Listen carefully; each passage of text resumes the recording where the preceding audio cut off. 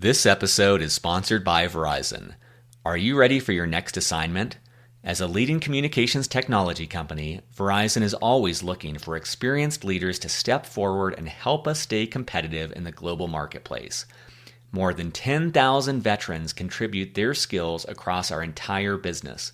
We're proud to work alongside them each day and fortunate to benefit from their outstanding skills, discipline, and experience. To learn more about joining our team, check out verizon.com/military.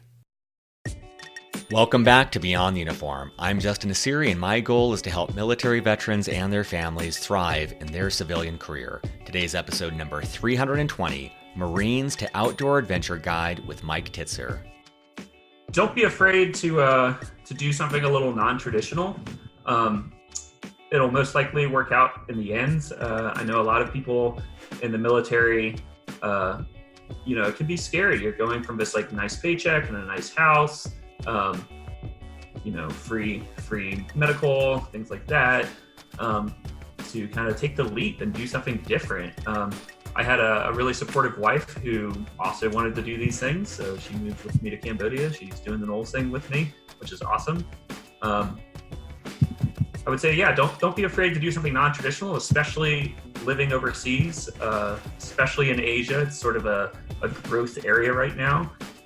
Shortly after leaving the Marine Corps, Mike traveled to Cambodia, where he worked to set up a CrossFit gym. He went on to business school in Malaysia, and then he became a National Outdoor Leadership School instructor, where he teaches civilians and members of the military about wilderness survival and leadership.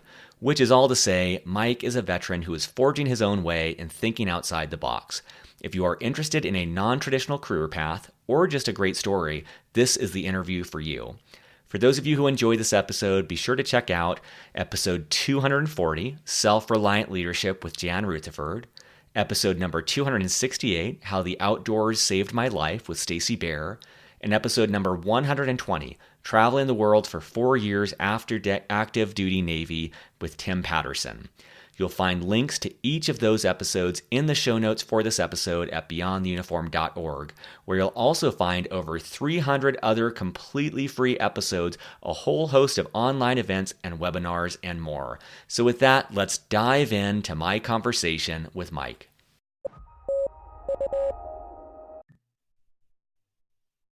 Joining me today, normally gallivanting all around the world, as you'll hear about, but today, ironically in Denver, just like me, is Mike Titzer. Mike, welcome to Beyond the Uniform. Hey, thanks for having me.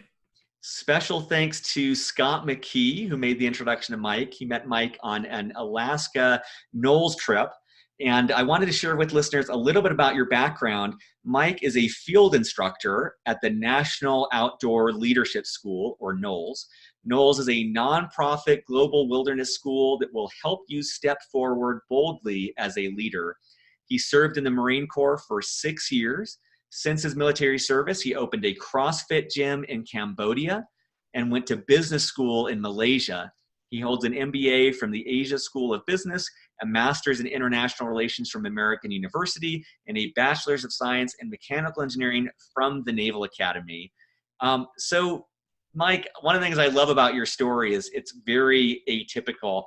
Take us through going from the Marine Corps to opening a CrossFit gym in Cambodia. Yeah, sure. So I was in the Marine Corps. I was planning on getting out, and I started CrossFit in the Marine Corps, and I just kind of wanted to coach at a local gym just for fun. And so I took a CrossFit level 1 certificate course. I didn't really have any plans for once I got out of the Marine Corps. I figured I'd just do the normal thing, like talk to a recruiter, try to get a corporate job somewhere, that kind of thing. But then when I took this level 1 certificate course, it was right outside an Air Force base. And everybody there had high and tights and very military-like, except for one person. This one guy in the front had this big beard and a ponytail. I was like, that person looks interesting. I'm going to sit next to them. And so he and I partnered up for the certificate course. We did the workouts together, did the homework together, things like that. And then it turns out that he was an American living in Cambodia who wanted to open up a CrossFit gym. He'd been living there for several years. His wife already had a business there. And he liked the idea of bringing like this kind of cool community-based health and fitness organization to Cambodia. But he had not really done too much CrossFit before, so he needed a partner to help him out to do it. And so he and I connected, and next thing you know, I'm flying over to Cambodia to be the head coach and manager and help him open up the gym over there. Was that difficult? I mean, it's going from the structure and certainty of the Marine Corps to no structure, no certainty, no job security. How did you kind of come to grips with parachuting off to something like that? Yeah, that's interesting. I actually, it was a job security thing. Like we signed a 2-year contract with like a monthly salary, that kind of thing. So that made me. It's not like I just landed in Cambodia without a job. Like there's definitely like a job in place and a salary negotiated and all that. I think what helps me is that in the Marine Corps, I kind of had a non-traditional job in the Marine Corps. I did do some traditional artillery and kind of a traditional artillery deployment to Afghanistan. But after that, I kind of did some non-traditional deployments to the United Arab Emirates, where it was just like me and my sergeant and 300 Emiratis, and we're just sort of out on our own, like training with the Emiratis, sort of a mill-to-mill type relationship. So I was kind of used to kind of working in a foreign environment on my own, sort of taking the initiative, not too much structure, which I think set me up really well for my job in Cambodia, because it was very similar. Got a bicycle and was like bicycling around to the different vendors. Like we needed a steel person to install some of the walls, and we needed like a wood person to like make some chairs, and we so I just kind of like going around to all the different places and communicating about like what we needed to get this gym up and running. That's wild.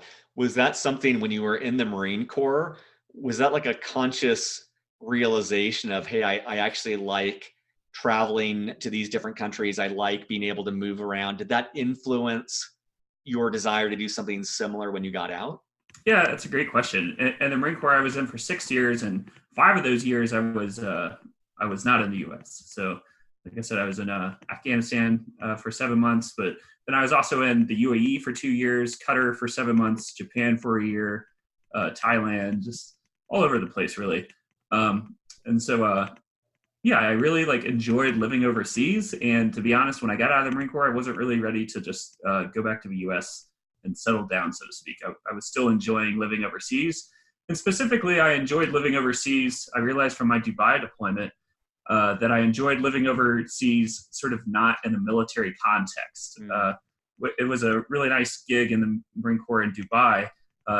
We obviously wore uniform when we were with the Emiratis on base, but like we lived in hotels out in town. Like we had cars. We could kind of do our own thing when it wasn't work time. We weren't like living on a base or anything. So I kind of got like a taste of the expat life, so to speak. And I wanted more of it. So. And what was the experience like? Like, what did you take away from that time involved with the CrossFit gym? Oh, that's awesome. We had about 150 members from 20 different countries. And also we really tried to train local Cambodian coaches to kind of take over, which was really fulfilling for us. What we took away, it was just amazing to build a community out of like a community that wasn't there before. And then when we walked away, there was this thriving community of people, 150 people that not only like worked out together, but they also like had events like board game night, and they like went out on Friday nights, and they supported each other's small businesses, and it was like connections not just within the gym, but like without. So creating this community where people could get together and share their lives was really rewarding to me. That's wonderful. How did you know it was time to move on, and what did you move on to? That's a good question. I guess in my mind, coming out of the Marine Corps, I'd always wanted to go to business school. Maybe it's more like sometimes it can seem like a traditional jump from like the military to business school. Like a lot of people kind of go that route. And so I kind of had it in my head that I wanted to do that too. And so I had always planned to stay in Cambodia for 2 years and then go to business school. So I kind of stuck with that plan. Did Cambodia for 2 years while I was like applying for business school. And then once I got into place, then went to the business school. How did you choose to do business school in Malaysia instead of, in the United States? Yeah. So I applied to lots of different places. The main one being MIT Sloan School of Business. And it turns out that they had a sister program that had just started in Malaysia called the Asia School of Business. And so, I applied to all these different places, and the choice, Duke or UNC or, whatever. And the choice was kind of like, okay, move back to the US and pay like a lot of money to go to one of these business schools. And you're probably going to have like a 9-to-5 corporate job right afterwards to pay off all these loans. Or you could take this education that is being offered right there in Kuala Lumpur. And they had a really good scholarship program, free housing, free education, and everything like that, with the added benefit of having MIT professors fly in from Boston to Kuala Lumpur to teach classes. So it was really almost like a win-win scenario. And also, to be honest, I wasn't really ready to leave Asia yet. Mm-hmm. So. That's wonderful. If you were to bump into someone on the streets today and they said, "Hey, Mike, what do you do for a living?" How do you answer that? I would tell them that I do a little bit of everything. I am a Knowles field instructor. So I do that mainly in the summers up in Alaska. And I also do that a little bit in the fall and spring. I'm going to start getting into the caving program that's down in Utah. So taking students out caving. But I'm also a CrossFit coach. So when I'm not Knowlesing, I coach CrossFit. That's my other passion in life. So yeah.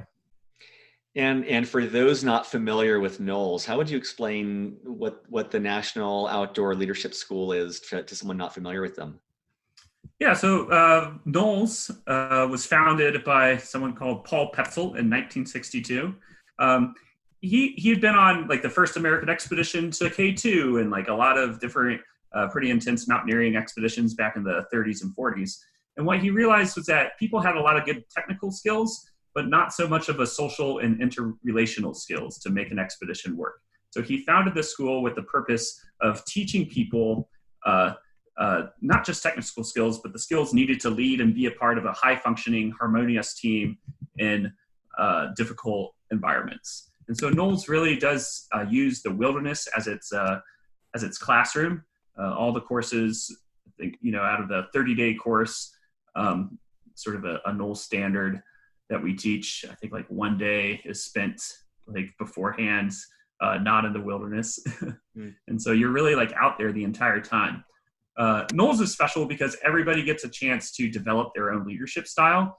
So after the first couple of days, it's not like a guided experience. After the first couple of days, like for example, Justin, you'll be the leader of the day. And let's say like Sally and myself are having an argument about something and Tim's knee hurts and, oh yeah, it's starting to rain and like we got to cross this river. Where should we do it? And as the leader of the day, you have to like manage all these different problems, not just like technical, but also personal and relational. And then at the end of the day, like not only do the instructors give you feedback, but your fellow students give you feedback. And then the next day, someone else gets to be leader of the day. And so it's really pretty neat. People get to experiment with different leadership styles and kind of figure out what does and what doesn't work for them. And for listeners, so my wife, when she was in college, did a Knowles summer trip, a 3-month trip. My brother-in-law did one in Patagonia. One of my best friends from business school took me on our own trip to Alaska, but he had done a lot of work with Knowles. And if I have one regret in life, it's that I did not delay going to the Naval Academy to do a Knowles summer, like to do that trip. I hope my son does that. I have so much respect for this organization. How was it, Mike, that you got involved to them and even exposed to this? Yeah, so actually I got involved and exposed through the Naval Academy. I graduated in 2008, and I think Knowles and the Academy's relationship started in 2005. And so I was a midshipman. I was let's see, a rising. I just finished my sophomore year, so a rising second class, and I found out about this summer training opportunity in Alaska. It was like a 30-day mountaineering course. At the time, it was people who had just graduated and were service selecting into the SEAL community or Special Forces community, but they were also opening up a couple slots to like some younger folks. And so I jumped on one of those open slots, and I did my first NOLS course back in 2006. It was so much fun. It was awesome. So when I got out of the Marine Corps in 2014, I had a couple years. Anyway, summer of 2016, exactly 10 years later, I had some time in the summer, and my now wife, I was like, hey, like we should do this NOLS thing. It was like a lot of fun. And so we signed up for a course together, a mountaineering course, and we did one 10 years later in 2016. And it was a lot of fun. And now actually she's a NOLS instructor too. So. What was the process like to become a NOLS instructor? So you can apply for what's called like a NOLS instructor course. And basically they want people with some background, not only with NOLS, but with leadership training, coaching training, outdoor skills. And basically you sign up for this NOLS instructor course, which is another, I think like 20 to 30-day course. And they take you out there. And during this instructor course, you practice what it takes to instruct a NOLS course. So how to run a debrief, how to teach for different classes, how to like facilitate discussion between students, things like that. Could you share a story of any story that kind of stands out from your experience of NOLS? I was thinking kind of along the lines of leadership, a time when you were in leadership, but just I want to give people a vivid sense of what it's like being on one of these trips, and would just love whatever story seems most relevant. Oh yeah. Okay, I've got a good one for that. I was taking out some Naval Academy midshipmen a couple years ago in Alaska, and a lot of these midshipmen, as you remember, it's a very hectic life when you're at the academy. You know, it's constantly go, go, go. There's hardly a second just to sit and like think and contemplate things. And so a lot of times on the course, like they would always want to be like talking and chit chatting and like, which is great, that's fine. But then there was this one point when we were on the side of this mountain, and there's this valley below us, and there were hundreds of caribou, just hundreds of them, like this giant herd. And we all just sat there quietly for like 15 minutes and watched this caribou herd go across. And you could like hear the clicking of their ligaments. You could hear the thundering of the hoofs on the ground. And it was a really special moment to be able to give to midshipmen sort of like a quiet sense of contemplation and just like appreciating the space that they're near. And the space that they're in, instead of always thinking about like the future and what they need to be doing and things like that. It's just sort of like being present in the moment. So that was a really special time. That's awesome. Have you observed any, because you've at this point, I'm guessing, led many people from the military or the Naval Academy on these sorts of trips. Have you noticed anything like that? Any other traits that you see people in the military, either like a blind spot they may have or something that they might want to try out or discover through this sort of program? Oh yeah, for sure. Well, first of all, experimenting with the different leadership styles, I think is key, especially for like the younger folks who, like the 22-year-olds kind of thing. We example this one kid on his first leadership of the day. He was like a little too militaristic. And then the next time he got some like feedback from his course mates about it. And the next time he was almost like too much the other direction, like too much joking around, whatever. And so it was kind of neat to see how he experimented with the two extremes and tried to find like a middle ground after that. But I would say with older people considering this course, like I took out a group of 40-year-olds. I feel like a lot of military people especially tend to bottle things up. If they have a problem with somebody else, maybe they won't bring it out into the open. Maybe they'll just kind of sweep it under the rug and like move on. Debriefing intense incidents. I found that the debriefs needed some work. So not just technical debriefs, which is what military people sort of latch onto, especially in the pilot community or really any community, people kind of like latch onto the technical aspect because they don't want to talk about the interpersonal dynamics. So I would say debriefs are something people, military people, I think struggle with, especially when it comes to like interpersonal dynamics. That's great. I was reflecting back on my own military experience more than 10 years ago now. And I know the Naval Academy, they talk about it being a leadership laboratory. I think that's true in many ways. I can't remember a lot of times where I got candid, direct, honest feedback about my performance as a leader. There was things like 360s and I got performance reviews, but not the type of thing that you're describing, which is like literally today I try this. I get people to be honest and direct with me. And then the next day I try something else. Like, what a wonderful way to experiment. And I imagine for many people, that story you gave is not that out of the ordinary, which is I'm all the way to the left and then I get feedback. I go all the way to the right and then I can calibrate a little bit and find that middle path that's a little bit more authentic to how I can lead more powerfully. Right. Yeah, exactly. And that feedback piece is key as well. Um, Not just like reinforcing feedback, which what some may call like negative feedback, but also like positive reinforcing feedback, like throughout the day. And a lot of people in the military don't really know how to give either. The fit reps are always like written in this weird way where you can't say anything negative on the fit rep because then like it's, oh my god, it's like really bad. So like you never really know like what you should be working on. You have to like read in between the lines of the fit rep. Oh, what are they not saying? I guess that's what I should be working on. And so I think just in general, like the sort of a systemic ways that the military sets up their feedback processes definitely need some work. And so, that's where Knowles comes in, at least with some of these populations. And while we may not help them out with their systems like fit reps, we do help them out, sitting down, giving each other candid feedback and accepting that feedback as a gift, because it's really hard to accept feedback. The first thing that should come out of your mouth when someone gives you feedback is thank you. Yeah. So that's really a struggle as well. Yeah, I noticed the ways in which still I'm pretty, I can view feedback as criticism and I can get defensive.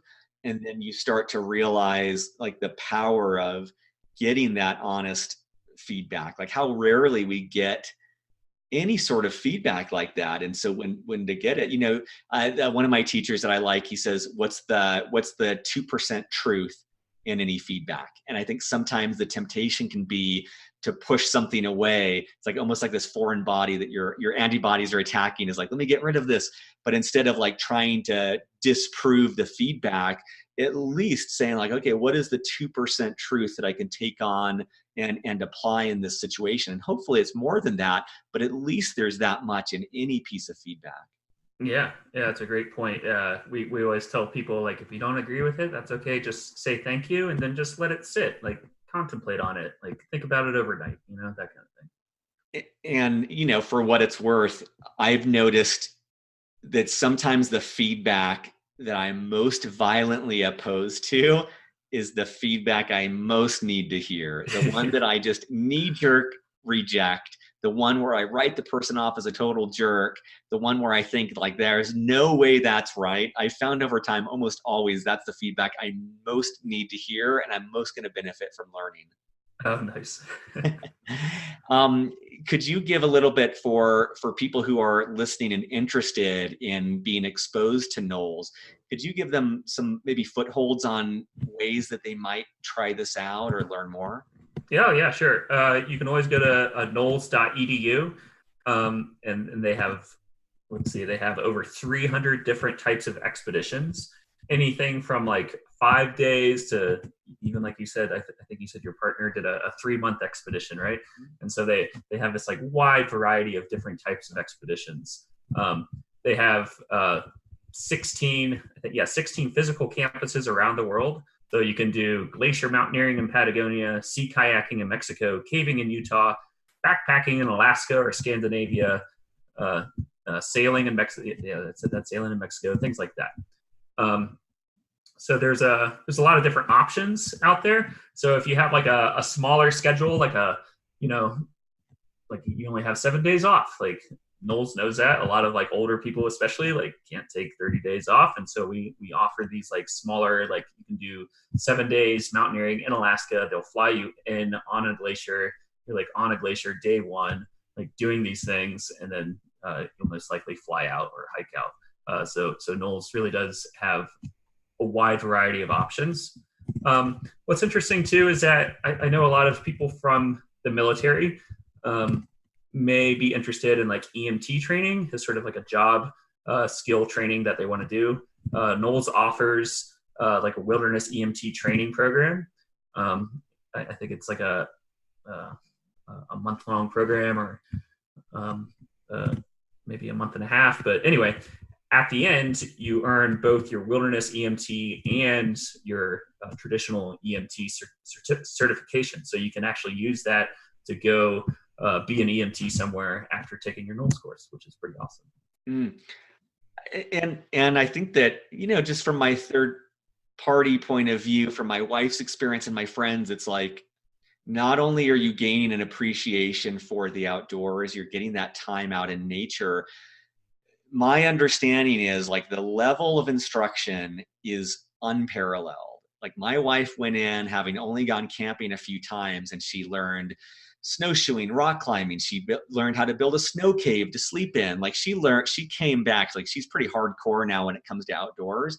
And all of that was taught through Knowles. And so just an exceptional caliber of training that, I think can benefit obviously in the leadership aspect, but also just that self-sufficiency and that ability to be confident in unknown situations is really incredible. Yeah, that's true. And I should say that like you don't have to have any previous outdoor experience. In fact, some of the most successful students go in with zero outdoor experience.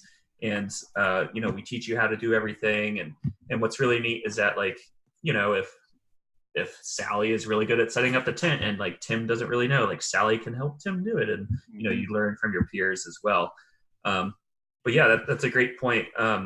It's less of a guiding trip. So like many organizations, it's more like guiding, going up to Denali. I'm going to hold your hand up to Denali. I'm going to cook you all the meals. I'm going to set up your tent. I'm going to carry your gear. Like many organizations do that. But Knowles, it really is instruction. So I'm going to teach you how to climb Denali. So next time you want to go climb a mountain, you can do it on your own without me. And that's sort of the kind of a crux at Knowles. At the end of almost every course, we have independent student travel, where the instructors go out on their own and the students go out on their own, and we'll meet them in 3 to 5 days at the end of the time. So that's wonderful. Yeah. One of the things I admire about your story, Mike, is obviously the outdoor component, but also your willingness to off-road from a career standpoint, the willingness to go overseas. And for most of the people I have on the show, I'd say you're on the extreme of people willing to take risks and willing to deviate from a well-trod path. I'm curious, do you view yourself like, are both of those things big parts of your background, like in the military, like the ability to be out, or the outdoor component as well as the autonomous component? Were you always like that, or was there something that brought that out in you? I just enjoy checking out different things in life. I kind of style myself as like a Renaissance person. So, for example, I one of the reasons I joined the Marine Corps out of the Naval Academy is because the Marine Corps has a lot of different options. Like you can go air or ground out of the Marine Corps. And then like, okay, great. And then once I was in the Marine Corps, I chose artillery. Why? Because artillery, obviously it's traditional artillery, but because traditional artillery is actually not used that much more in warfare, a lot of the artillery officers were farmed out to different jobs around the Marine Corps and within the DoD. And so that's exactly what happens in the military. I always signed up for, hey, we need somebody to go like work with these Army special operations people in Qatar. It's like, yeah, sign me up. Hey, we need somebody to go over to Dubai to do this. Yeah, sign me up. And so I'm always like kind of on the lookout for like new and different things to try. And I love learning. I love learning new things, new experiences, meeting new people, new cultures, things like that. So I guess that's always been a part of me. If I always like to give room for additional resources, and you can take that as podcast, books, conferences, movies, websites. If people are fired up by what you're talking about, what are some things that have helped you that you would recommend for them to check out? Hmm. Uh, like I said, I like learning and reading a lot, especially about what's like going on around the world. So I read a lot of The Economist. I feel like they have a good like international relations section. If you want to read more about Knowles and specifically the military and Knowles and my journey, I did a blog post on the Knowles.edu site. I think if you just go on the Knowles.edu blog, you can read about my journey at Knowles and everything. Um, but yeah, for CrossFit things, I like to listen to Jason Khalipa AMRAP mentality. I feel like he has some like motivating things about making goals for yourselves and like attacking different problems in your life and really he has this podcast called the AMRAP mentality that I like, and then like Coffee with Khalipa is pretty good. Um, yeah, that's it. For books, I read a smattering of things. I'm really into sci-fi, but I also just got done reading a book about like money laundering and overseas banks and Nice. What's that book? Dirty Money or something came out a couple years ago. Yep. Okay, great. And for listeners, I'll add links to all of those in the show notes at beyondtheuniform.org. Oh, great. Well, Mike, I always like to leave the last question open-ended, and you can take it either as what have we not covered that you want to make sure listeners know, or what's just some parting words of wisdom you'd like to leave with listeners? I would say don't be afraid to do something a little non-traditional. It'll most likely work out in the end. I know a lot of people in the military, it can be scary. You're going from this like nice paycheck and a nice house, free medical, things like that, to kind of take the leap and do something different. I had a really supportive wife who also wanted to do these things. So she moved with me to Cambodia. She's doing the Knowles thing with me, which is awesome. I would say, yeah, don't be afraid to do something non-traditional, especially living overseas, especially in Asia. It's sort of a growth area right now. And so it may be like easy to get like a 9-to-5 job in, I don't know, someplace in the US, Austin or something.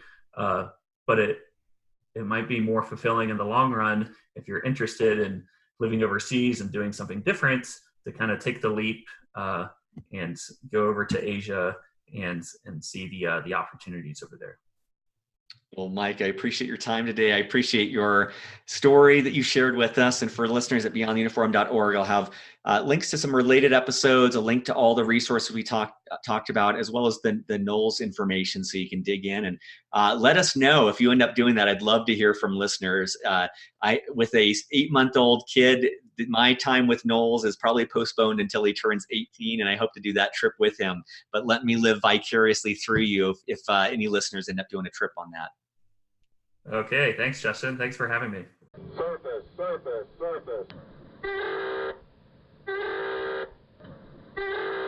Thank you so much for listening. I hope you enjoyed this episode. Quick couple admin points. We release brand new episodes every single Monday and Thursday. Those are usually recorded about a month or so before they go live.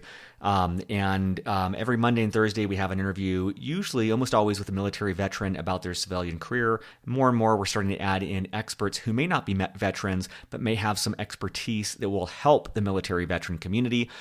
Saturdays, I typically post more of a behind-the-scenes episode, which is a free-form format. I try to use what I'm calling a mullet format, and by that I mean business up front, party in the back, talking through admin points, professional topics related to the podcast. It might be a conversation I had that week. It might have been an interview I had that week, but just trying to share things that are top of mind that may help you in more of a free form, straight from the heart format. And then the party in the back is the personal side of things, just kind of more free-flowing thoughts on life, on improving oneself, just kind of whatever's going on in life, and trying to be authentic and honest about those things as well. Special thanks. We have an all-volunteer army of people behind Beyond the Uniform making this possible.